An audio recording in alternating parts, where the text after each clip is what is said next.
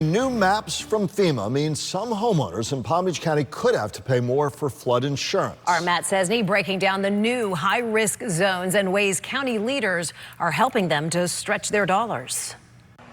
The worry over those new FEMA flood maps here in Palm Beach County is growing, which is why local officials got together to try and find solutions. The FEMA flood maps are coming, and they aim to bring more homeowners with federally backed mortgages onto flood insurance policies. There's going to be a lot more people in those high-risk areas very soon when the maps come live at the end of the year.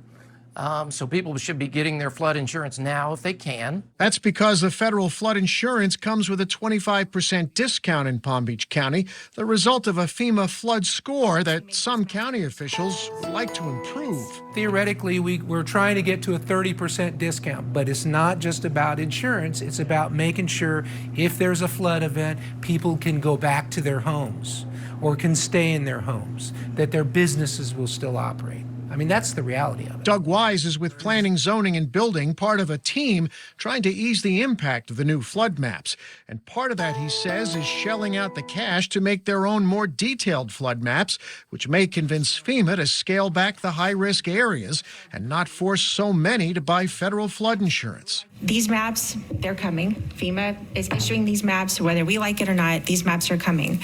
And we have options on how we can help our residents because these maps have very real repercussions to a lot of homeowners in the county. The solution, some suggest, could cost upwards of $9 million. But for those in the high-risk flood zones, time is vital. I would tell everybody out there when they're thinking about flood, talk to your agent. Those new official FEMA flood maps go online December 20th, and local officials here warn that anyone buying a federal flood policy after that date is looking at a pretty hefty premium for flood insurance. In West Palm Beach, Matt Cesny, WPTV, News Channel 5.